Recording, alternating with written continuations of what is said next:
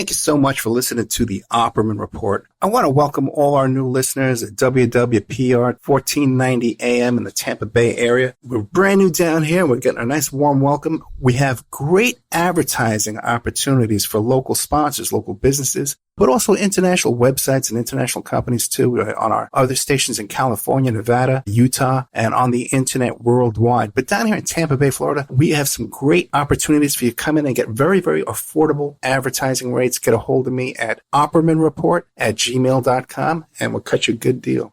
Silk City Hot Sauce. A small batch hot sauce prepared with farm-grown peppers. Rich and vibrant taste, no artificial ingredients, 100% pure goodness. 8 flavors from mild to wild. The sweet and spicy Mango Madness, the green jalapeno sauce called Aztec Attack. The Dragon features fire-roasted peppers and pure Vermont maple syrup. Killer hot sauces for the true hot sauce fanatic, a blend of ghost peppers, habanero peppers, honey, and garlic, and more. You gotta see the bottles too. Each flavor has original comic book artwork. You gotta see them. Go to silkcityhotsauce.com. silkcityhotsauce.com. Enter promo code ED to save 15%, and you'll also receive a free bottle of hot sauce.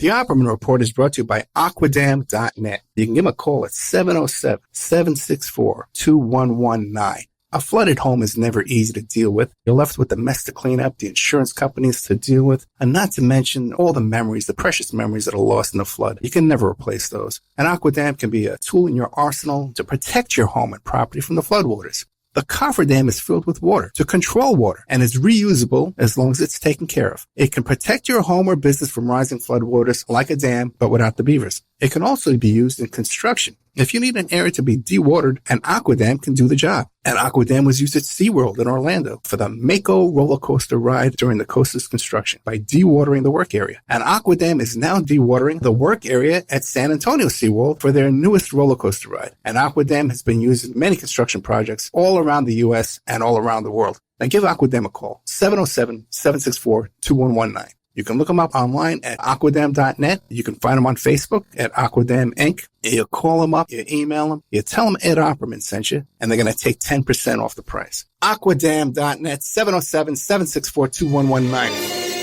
It's the Opperman Report. Join digital forensic investigator and PI Ed Opperman for an in-depth discussion of conspiracy theories, strategy of New World Order resistance, high-profile court cases in the news, and interviews with expert guests and authors on these topics and more. It's the Opperman Report. And now, here is investigator Ed Opperman. Okay, welcome to the Opperman Report. I'm your host, Private Investigator Ed Opperman. I'm the president of Opperman Investigations and Digital Forensic Consulting. You can find my work at emailrevealer.com. Get a copy of my autographed copy of my book, How to Become a Successful Private Investigator, at emailrevealer.com. Also different kinds of asset searches, locates, background reports, adaption investigations, emailrevealer.com. Okay, really excited about today's show. We got James DiEugenio, well-known and respected JFK researcher. He's the author of JFK Assassination, just came out May 1st. He's an expert on the Bobby Kennedy assassination, Martin Luther King assassination, and even Malcolm X. His website is kennedysandking.com. Mr. DiEugenio, are you there? Yes, I am. Thank you so much. I really appreciate this. Tell the audience about yourself. Who is James DiEugenio? Well, okay, I'm by trade a writer and an educator. All right, and for about I'm a retired educator. All right, and for about the last 25 or so years, I've been very much involved with these major assassinations of the 1960s, since I believe they had a tremendous impact on America, the America that we live in today.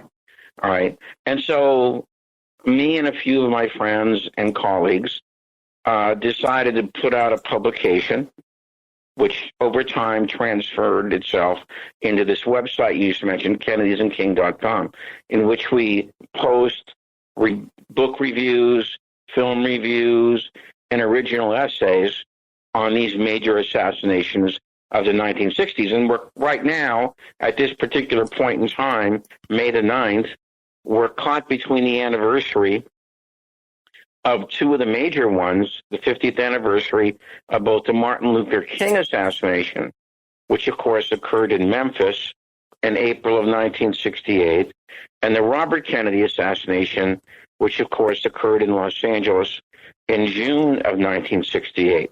And both those particular cases are getting a lot of press right now. Later on this year, of course, you'll have the 55th anniversary of the JFK assassination. So there's really, in essence, you have three major anniversaries in this 1 year. Okay? So that's what I'm doing right now. Give me an idea. How old were you when all these assassinations started taking place? Well, I was back when the JFK assassination hit. I was in the 6th grade back in my hometown of Erie, Pennsylvania. So then, of course, you just add 5 years to that, and I was in high school with the Bobby Kennedy assassination and the Martin Luther King assassination. And I have to, like most people, I'd say the vast majority of people, I didn't really suspect that anything was happening or was going on subterraneanly that the public didn't know about. Today, of course, I look back at how stupid I was, okay, but I really didn't have any kind of curiosity about this thing. And it evolved slowly over time, all right? And at the time of the Jim Garrison investigation, for example, I took note of it and I kind of discarded it like most of us did, because he got so much bad press. But then a few years later, I stumbled upon his Playboy interview in the mid-'70s, and that really provoked me. And I started reading a few books on the case. All right. And then I began to believe that, hey, there was really something wrong with this JFK case, And it wasn't until a little bit later that I realized, hey, it's not just the JFK case. It's these other two cases, actually three, all right, that there's something major wrong with all of them, and so that's when I discovered that, that's when I began to really write and do a lot of research and go to conferences and interact with other people. So, I believe, for example, that the media in this country, the major media, or what was come to be called the mainstream media, or MSM, has been very, very bad. And I don't believe it's by accident on these assassinations of the 60s. And so we have to rely upon alternative sources of media, for example, yourself, all right, to try and get the truth out to the public about what really happened to this country as a result of those things. So that's how I got interested in it, and that's how I, arrived at where I am today. Our website, kennysandking.com, gets about 3.5 million hits a year, all right? And, considering that it's a niche website and we don't publicize it very much, it's not bad. Yeah, I'll send you a clip of the show. Put a clip of this show up on there. We'd love to get those hits. That's great. Okay, so I guess in the mid-'70s, when everybody was starting to catch on, is when you started catching on that there was something fishy going on here. Mid-'70s, I'm glad you brought that up, because in the mid-'70s, of course, what happened, there's three things that happened. There's, first of all, you had the Church Committee, in which they began to expose the crimes of the CIA and the FBI, including both the JFK case and the Martin Luther King case, J. Edgar Hoover's war against Martin Luther King, for example. All right. Then you had the first public showing of the Zapruder film, which was on ABC, I believe, in the summer of 1975. All right. And then you had the reopening of the Kennedy and the King cases with the House Select Committee on Assassinations. So, yeah, that was a very turbulent time from about 1975 to about 1979. Yeah, we had all that under Jimmy Carter. And I guess we Right. had that because of all the scandals of Watergate and Nixon. And, maybe there's hope after Trump, that we'll have another swing of the pendulum, and get some free these congressional hearings. Although a lot of people think the church committee and stuff like that, they were like show trials. What's your opinion on that? On which one, the Trump case? No. The assassination, the House assassinations, and the church committee. Okay, Yeah. I actually wrote a lot about the House Select Committee on Assassinations. Right. At the beginning, when they had Richard Sprague leading as the chief counsel, I think that promised to be a very good and serious look at two very serious subjects, namely the assassinations of both King and John F. Kennedy. What happened is that the media didn't like Sprague very much. They didn't like his approach because it was going to be a very serious, in other words, he was going to investigate those two cases as if they were murder cases. Like he had been the assistant DA in Philadelphia for a long period of time. He'd won something like 77 cases and lost one or two. All right. And he was going to go after these cases like they were homicide cases. A real, which is not the way the Warren Commission approached it at all. Okay. So, and they didn't like that because he was going to obviously, uncover a lot of things that they had never covered. So they began to go after him very bitterly and resentfully, specifically the New York Times, to a lesser degree, the Washington Post and the LA Times. And it was made clear to him by Congress that if he stuck it out, they weren't going to fund the committee. And so he had to resign. And see, whenever you do something like that, it sends a message to anybody else who follows. Okay? All right. And so what happened is that they found another chief counsel, and the House Select Committee after that, I don't, first of all, it was a very rushed investigation. All right. Second of all, they had all kinds of trouble with the CIA and the FBI. Which is why they ended up classifying so much stuff. All right.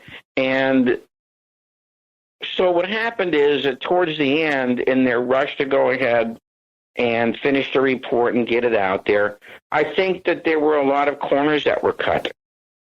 All right. And we're finding out today, of course, because of the declassification process, we're finding out just how many of the corners were cut. All right.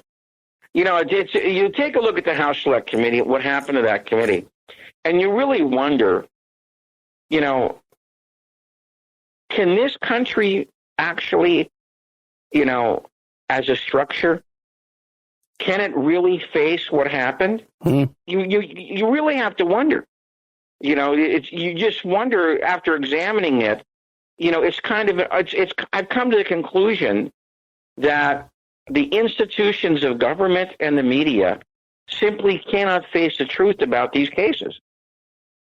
I don't like saying that, but that's the conclusion I've been forced to come to.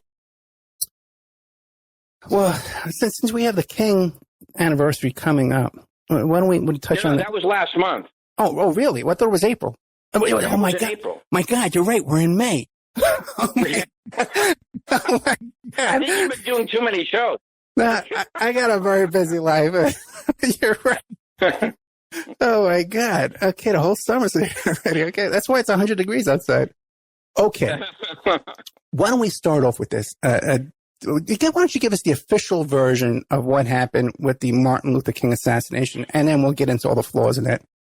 All right. Okay. The official version is that James Earl Ray shot King from across the street at a place called Bessie's Boarding House, above a place called Jim's Grill.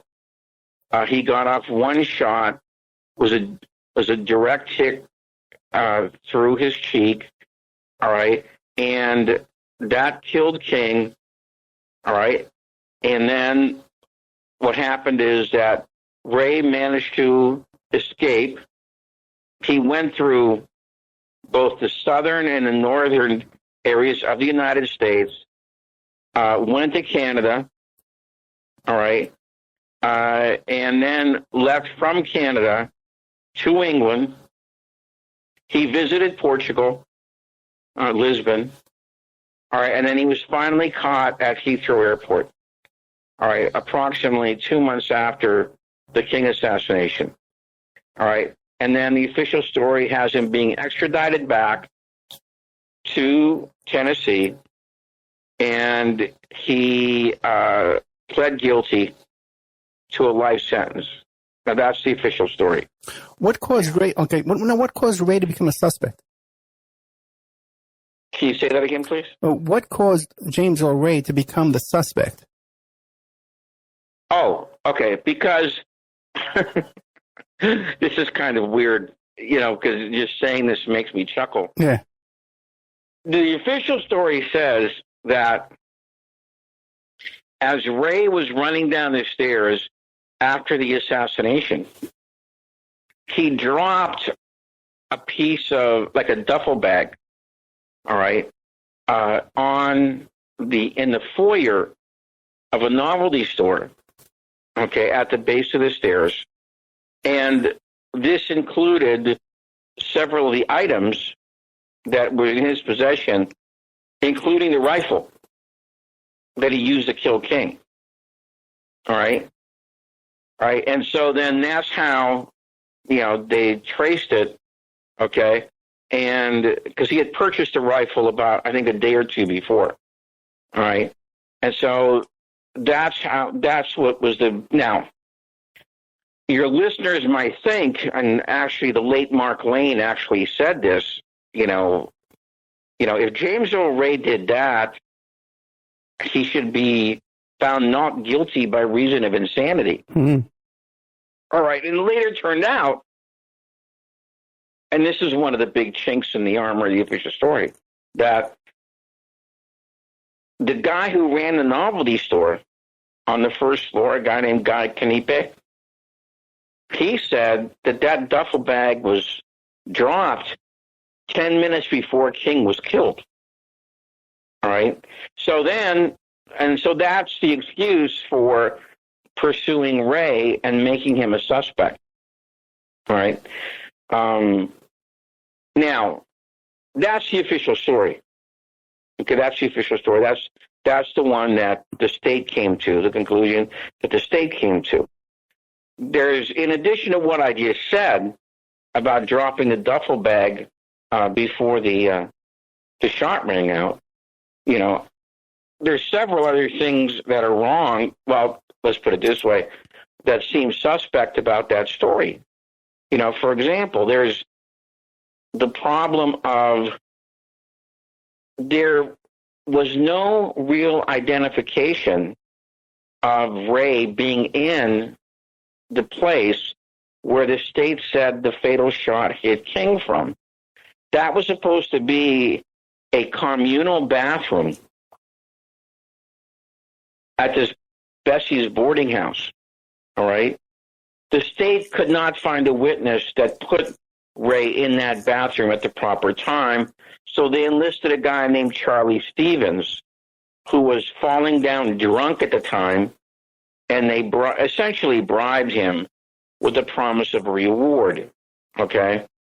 And there were two witnesses that said that Charlie Stevens was dead drunk and couldn't identify anybody at the time of the King assassination, all right? There's also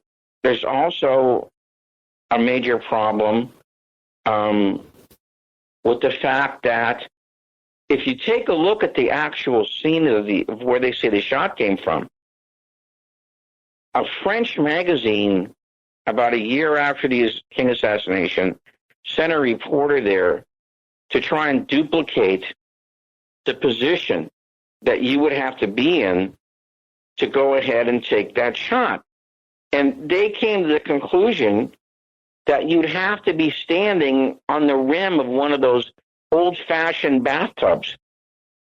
I don't know if you're old enough to remember those things. I actually am, yeah. My grandmother had one, yeah. Okay. And then you would have to bend over, okay, and then stick the rifle, on a windowsill. In other words, it'd be a very, very difficult shot to get off. All right. Okay. So that's another problem. All right. Now, the other problem is that there's several other witnesses who say that the shot really didn't come from there. It actually came from the bushes below King. All right. And so, and Earl Caldwell, a famous reporter for the New York Times, and he has a very good article, which we link to in the news section of kennedysandking.com. He has a very, because he was in Memphis at that time, covering King for the New York Times. And, he came to the conclusion that the shot came from the bushes below King. Now, you want to hear something really weird? The next morning, the city sent out a crew to go ahead and chop down those bushes. Wow. Okay. Now, isn't that kind of weird? The day after King is killed, and you have nothing better to do than send your landscaping crew out to, in a city the size of Memphis. Okay. All right. And so, but that's what really happened. It was really chopped down, to eliminate the shrubbery there. In the middle of an active crime scene. Right.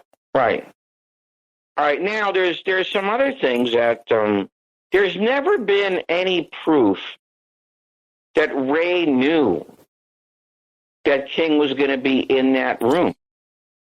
Okay? There's never been any proof of that. So how did he know? That's a very interesting question. There's also the fact that what was King doing there?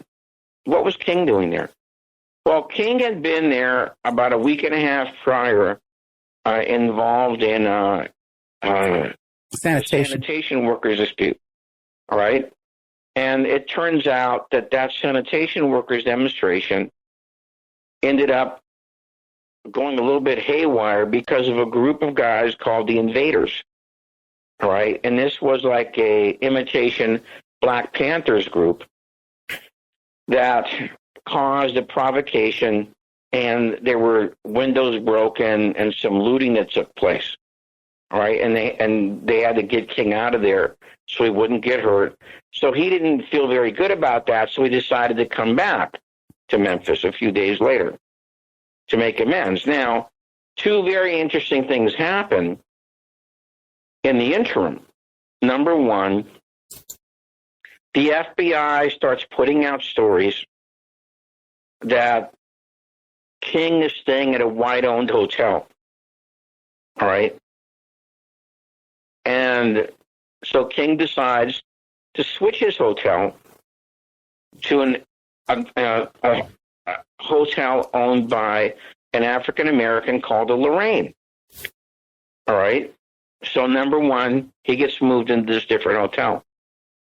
Number two, the detail of black policemen who had been his regular protection were not allowed to guard him on this trip for whatever reason. All right? And then number three, someone, and to this day nobody knows who it was, somebody switched his original room at the Lorraine, okay, which was going to be originally facing inside the hotel, a courtyard view, and they switched it to a second floor balcony. Now, I don't have to tell you why that's so important, right? Because he wouldn't have been on that second story balcony. He couldn't have been shot like that. You know? So those are all, oh, and I forgot the, probably the most important thing. The guy who was the leader of this the invaders. All right. There's a famous photograph of King dying on the balcony of the Lorraine Motel. And the leader of that group, a guy named Merrill McCullough, has pointed over to where he thinks the shot came from. It later turned out that Merrill McCullough was an undercover police agent for the local Memphis police.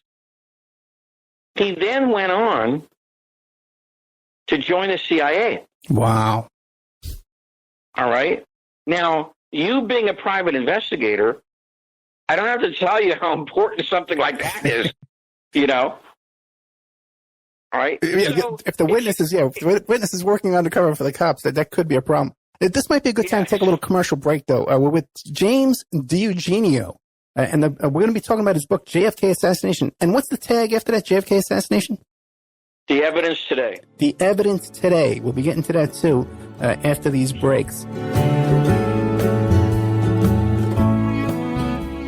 And now a word from our sponsors.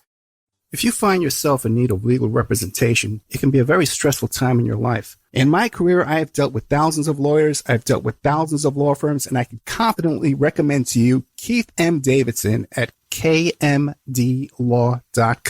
Available 24 hours, 7 days a week. Just log into kmdlaw.com. That's kmdlaw.com.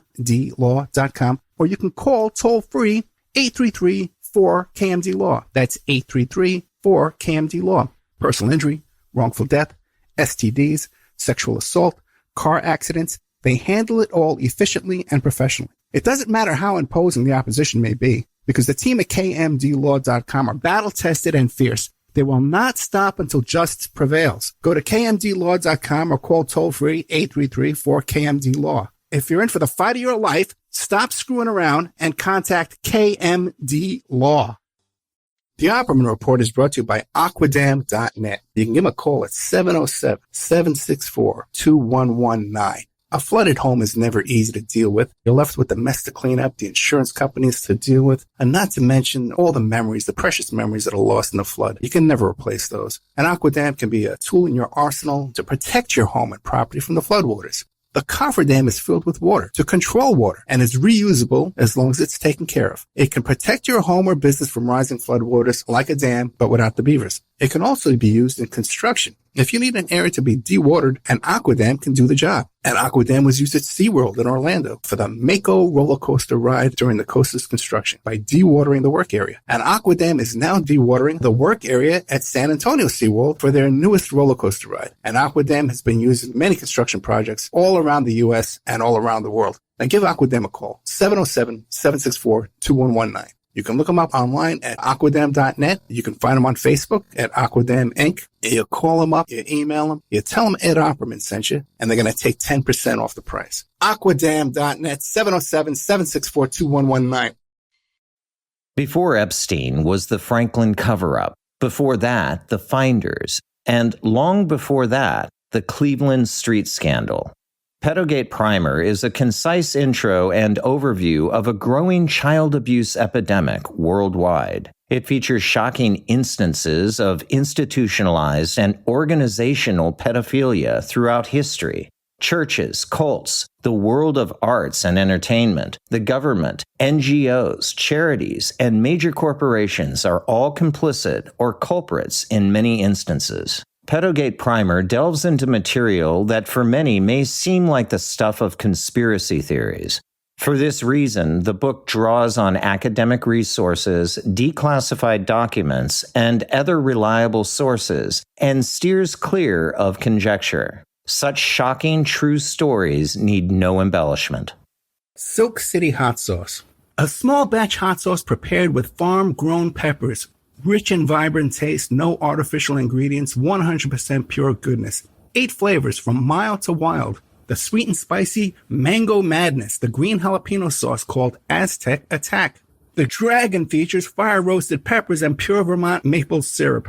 Killer hot sauces for the true hot sauce fanatic. A blend of ghost peppers, habanero peppers, honey, and garlic, and more. You gotta see the bottles, too. Each flavor has original comic book artwork. You gotta see them. Go to silkcityhotsauce.com. silkcityhotsauce.com. Enter promo code ED, ED, to save 15%, and you'll also receive a free bottle of hot sauce. It's the Opperman Report.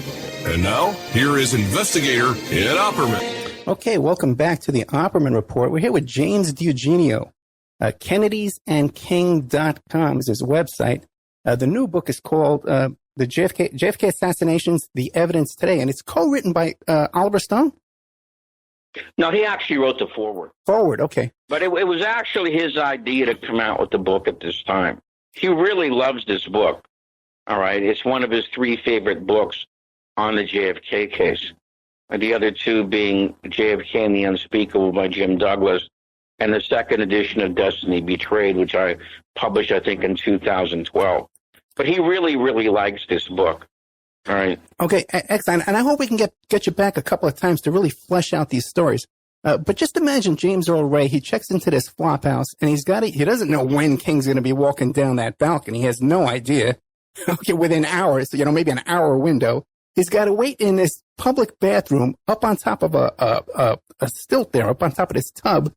A flop house, they're all in there, they're all drinking. All these guys drink. They got to use the bathroom every half hour, right? Like, you know what I mean? It's just unbelievable. Yeah. Right. So you don't know who's waiting outside that door. Right. And you're supposed to be running outside the door with a rifle in your hand. It's crazy. I mean, it's a very silly story, yeah. if you ask me. Yeah. Do you think sometimes they just want to push it in your face and just tell you, hey, look what we did? Yeah, well, I wouldn't quite go that far. Yeah. But but let's put it this way.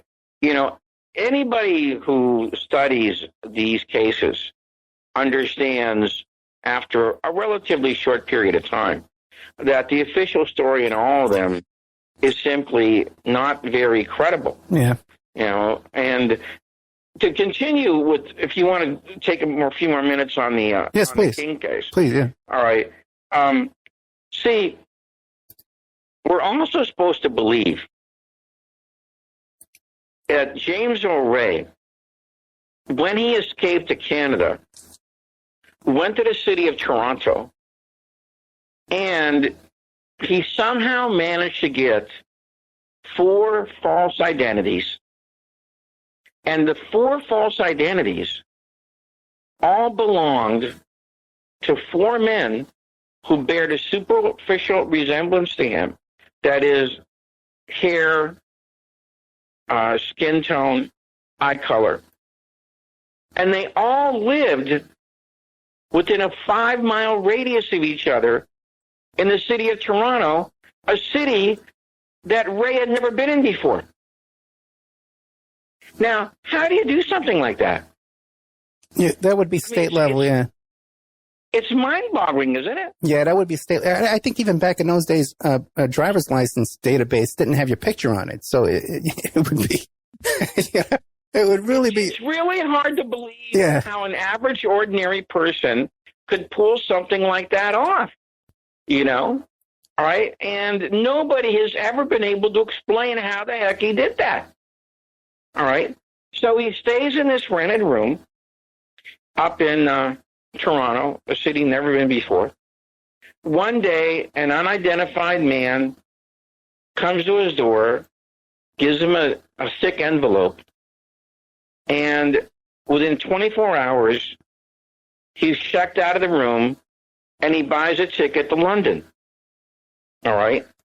He flies to London, all right, takes a couple of visits across the pond, I think 2 of them, to Lisbon, Portugal. All right. And by this time, the FBI has finally tracked down, one of the aliases that he's using, and he gets caught at Heathrow Airport. All right. Then he gets extradited back to Memphis,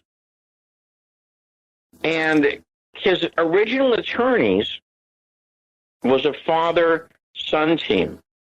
I think they were Arthur and James Haynes. And they were both very interested in mounting a vigorous defense because they had found out about this guy, Gus Canipe, who had seen the duffel bag dropped in the foyer of his store before the shot rang out, which would have been a very good witness, of course, for James Earl Ray. And so they were going to go ahead and defend him at a full trial. They had even refused a plea bargain. All right? I'm sure you understand what a plea... Sure. Listeners understand what that means, right? Okay. They refused a plea bargain. The state was going to settle for 13 years. You know, back in those days, if you got 13 years, that meant you spent about half the time. All right? So Ray would have been out in about 6.5 years. All right? Well, they refused that, and James Earl Ray refused that. Then, what Ray says, he then made the worst mistake he ever made in his life. All right? He said he made the worst mistake he ever made in his life. He had a dispute with his attorney. All right? He wanted to take the stand. His attorney did not want him to take the stand. And by the way, that's a very common, if you've ever been in the legal system, most of the time, defense attorneys don't want their client to take the stand, only if you have to. And if there's no other way to mount your case. Because, you know, one mistake, and prosecuting attorneys, they're experts at asking you trick questions. All right? You know, you flub up once, you know, and you're convicted. All right? So they didn't want him to take the stand. They didn't think they needed him. So this highfalutin lawyer from Texas, one of the most famous lawyers of his time, Percy Foreman, somehow gets involved in the King case. He says that it was really Ray who wrote him a letter, but he was never able to, in his entire life, produce the letter. And Ray says, I never wrote Percy Foreman a letter. All right? He wanted to get involved with the case. He told him that he could get a very good verdict for him, that he would fight the case, etc., and that he'd go through all the materials. And well, to make a long story short, he didn't do any of that stuff. And once he got James Earl Ray to sign on the dotted line, all right, what happened was that he commenced to sell out his client. All right? And he was getting paid by this famous writer, William Bradford Huey, who had also already written a couple of articles on the case and for Look magazine, and was preparing a book on the case. All right? And so he was going to make something like about $100,000, which back then, you understand, is more like about $800,000 today, you know, and for doing very little or nothing. And that's what he did.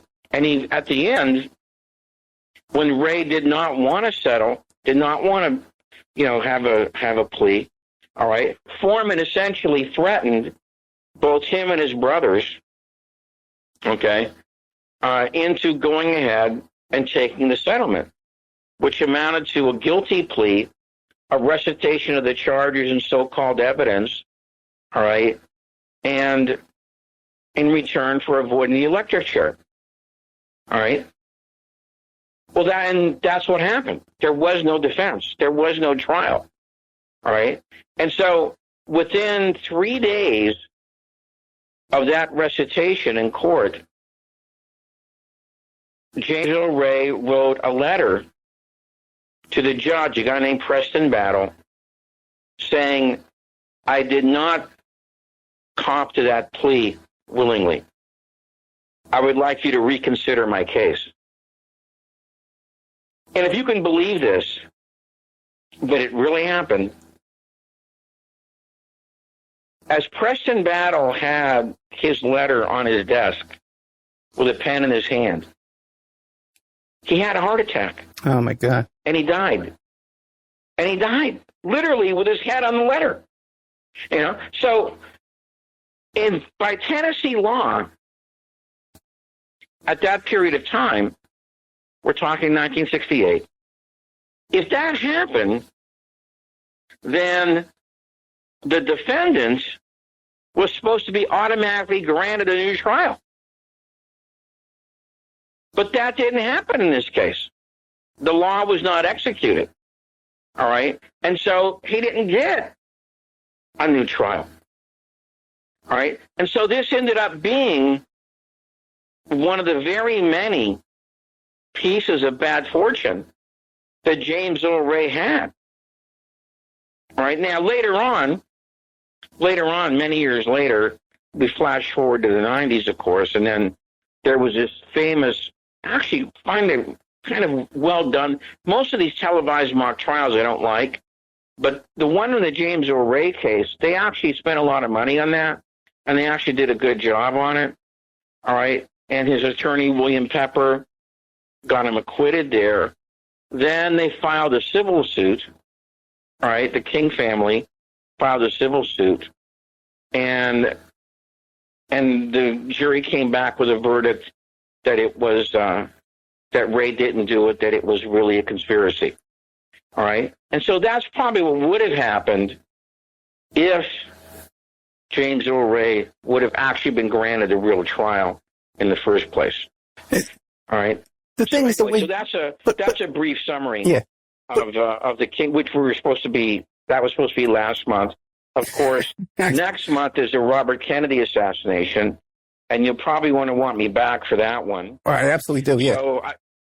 I guess we can talk a little bit about my book, the JFK assassination, the evidence today. Right now, that this book was written as a response to Vincent Bugliosi, the late Vincent Bugliosi. He died about a year ago. Who decided, the celebrity attorney who wrote a whole bunch of books, about 10, I think, if I remember correctly, and he decided to write a book about the John F. Kennedy case, which was called Reclaiming History. And that book, if you can believe it, but it's true, if you add up the whole thing, that is between the text and the CD that comes with the book, it comes at 2,646 pages. Now, and that's not the worst of it. The worst of it, it's an oversized book. All right, it's not a standard-sized book. It's an oversized book. All right.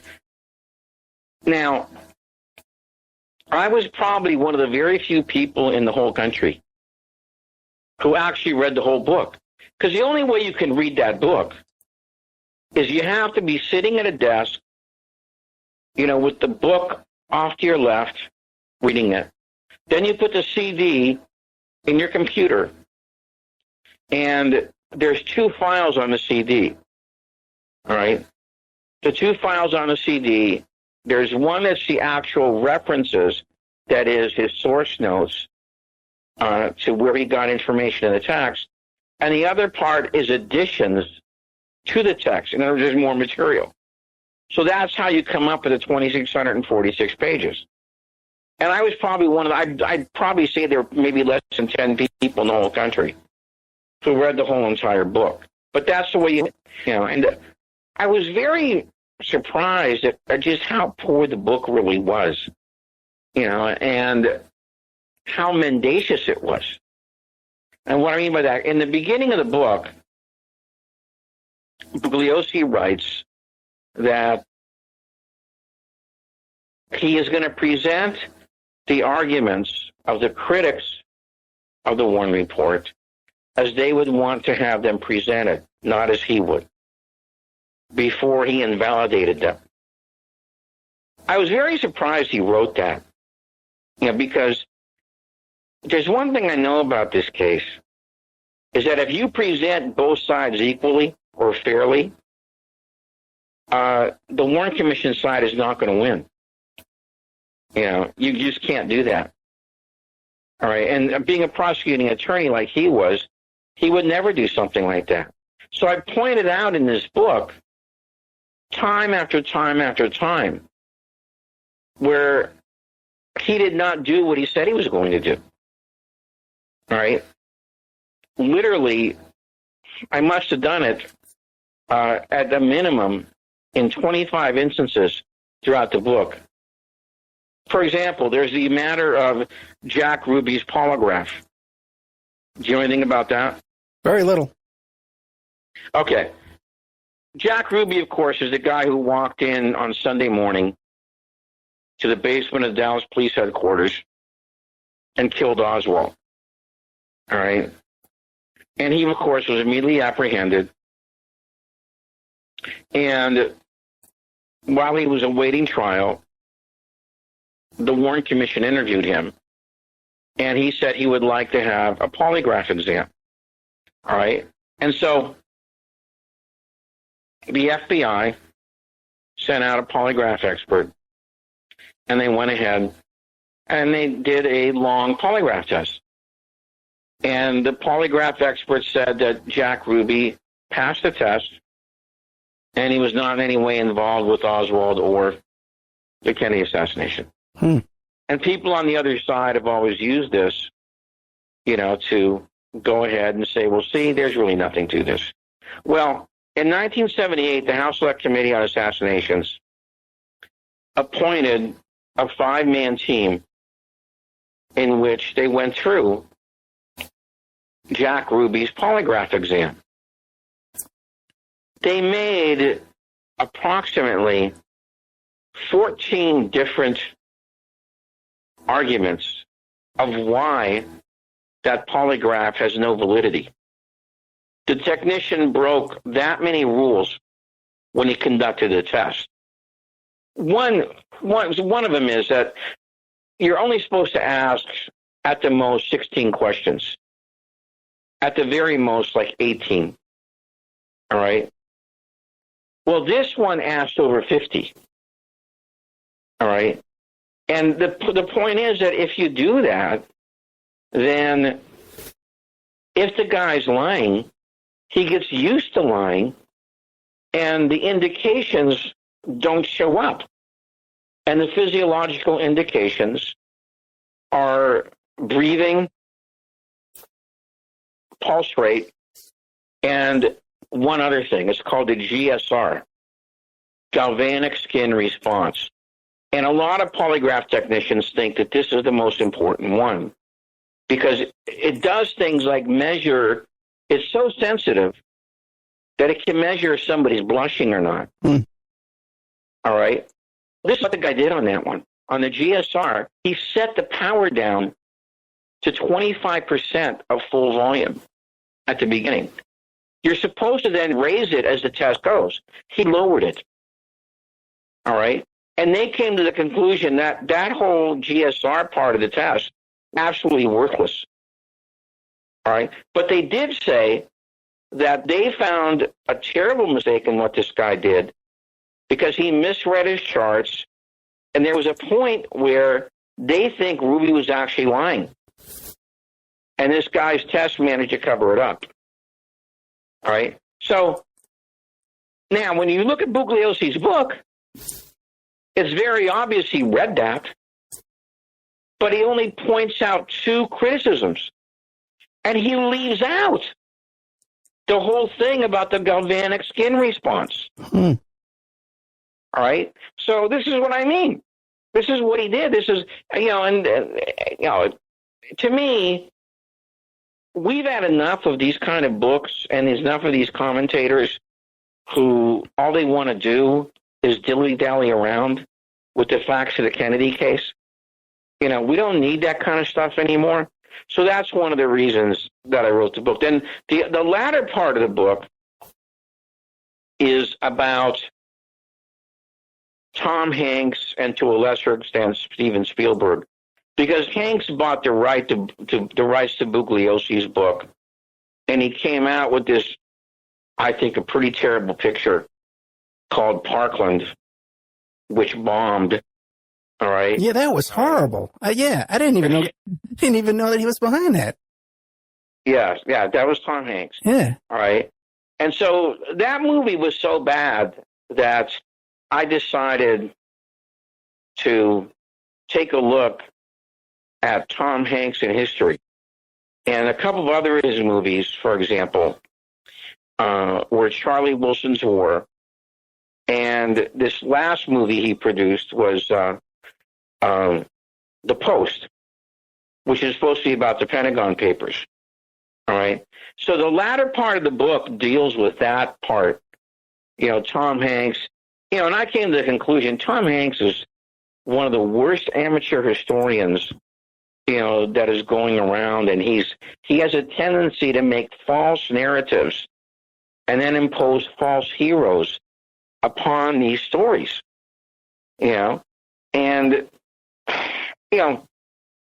it's one reason I believe, because I believe culture is very important to the way a country operates.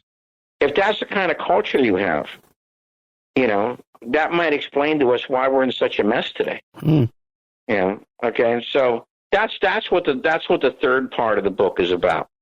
All right. Well, do you think that's by accident? By the way, I have to say it, Amazon actually has the book dealing in the category of media studies, because I guess they thought the third part of the book was the most important part of the book.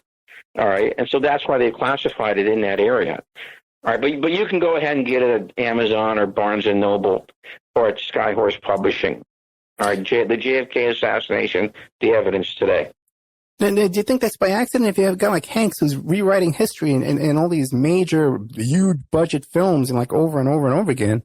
I don't know what to make of that. I really don't. And I really think that it's because one of the things I pointed out in the book is that Hanks and Spielberg consider themselves history buffs.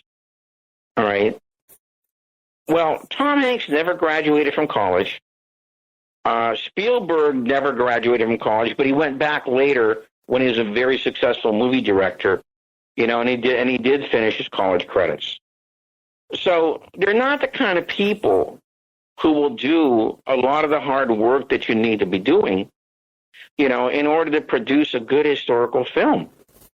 And his track record so far of the three films I did deal with, those three films I just named, is very, very poor.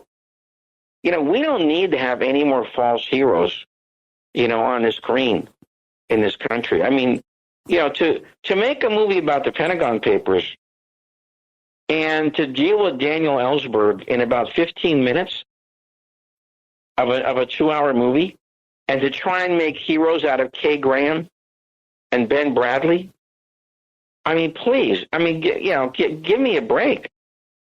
Daniel Ellsberg and his partner Tony Russo, who smuggled the Pentagon Papers out of the Rand Corporation, faced criminal charges. They could have gone to jail for 145 years. All right, those are the real heroes of the Pentagon Papers case. That's why I have a big problem with Tom Hanks. Yeah, it also shocked me too. At the end of the movie, they didn't even mention that it was E. Howard Hunt, and then went in and broke into a psychiatrist's office. You'd think this would be significant, They never mentioned that part of the story. Yeah, like not even in the little line at the end, with the little descriptions that they had at the end there. There's nothing. Yeah. Mm-hmm. Well, we're pretty much out of time. You got another book coming up too about RFK. That's not actually me. That's a friend of mine. Lisa Pease. I wrote the introduction for that. But okay. Tell the audience how they can find you, how they can get a hold of you.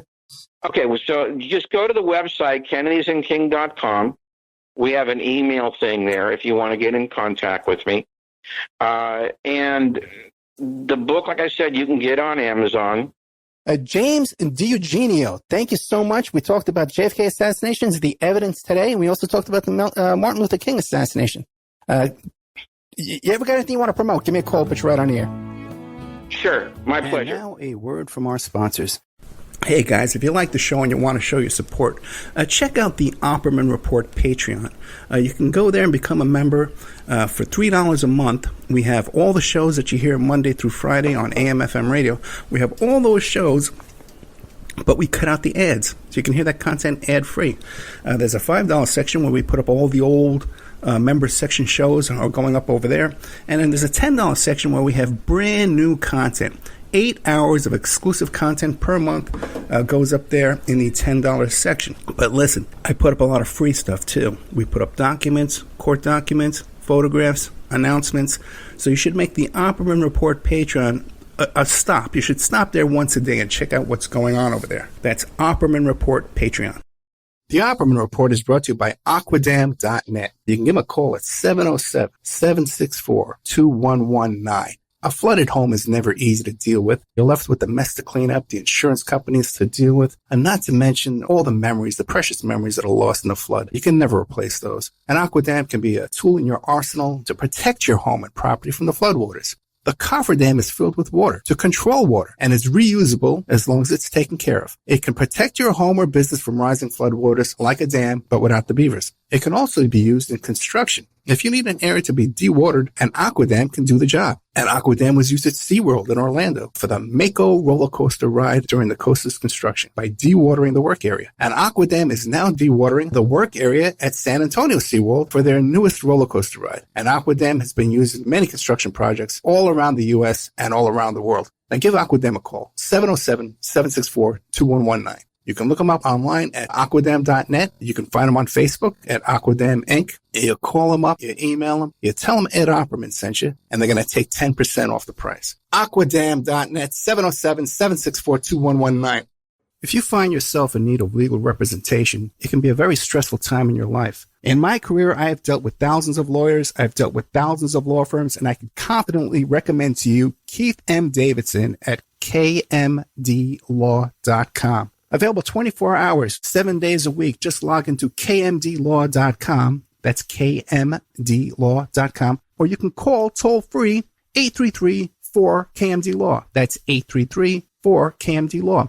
Personal injury, wrongful death, STDs, sexual assault, car accidents. They handle it all efficiently and professionally. It doesn't matter how imposing the opposition may be, because the team at kmdlaw.com are battle-tested and fierce. They will not stop until justice prevails. Go to kmdlaw.com or call toll-free 833-4KMD-LAW. If you're in for the fight of your life, stop screwing around and contact KMD Law.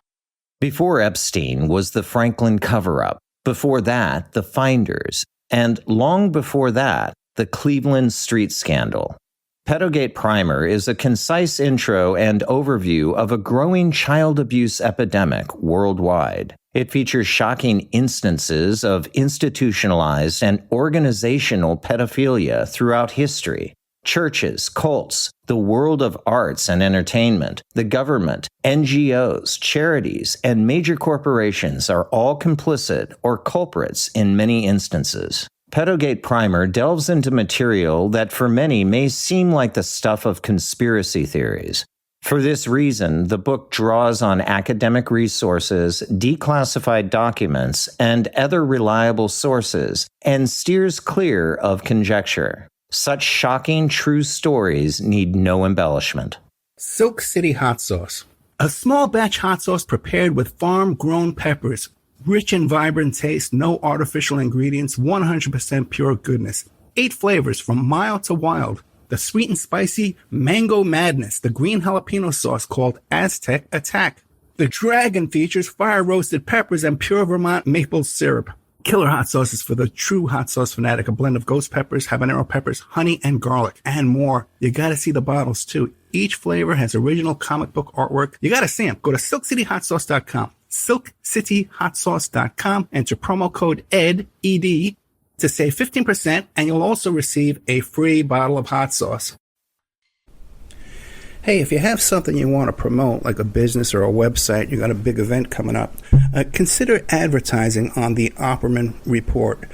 We have excellent advertising rates for you. We're on KCAA on 3 different frequencies on AM/FM in California, KSHP 1400 AM Nevada, WWPR in Florida, the Tampa Bay area, 1490 AM, and also WWNN, which is on the east coast of Florida, all the way from Miami up to Port Bay. 175 miles of I-95. The advertising rates are very affordable. Once your ad goes up and we play the show on the podcast and on the YouTube channel, those ads stay up there forever. And then we play repeats every single night of classic Opperman Report shows. And your new ads will be inserted into those repeats that play every single night. So the saturation is incredible and the rates are very affordable. Contact me at oppermanreport@gmail.com.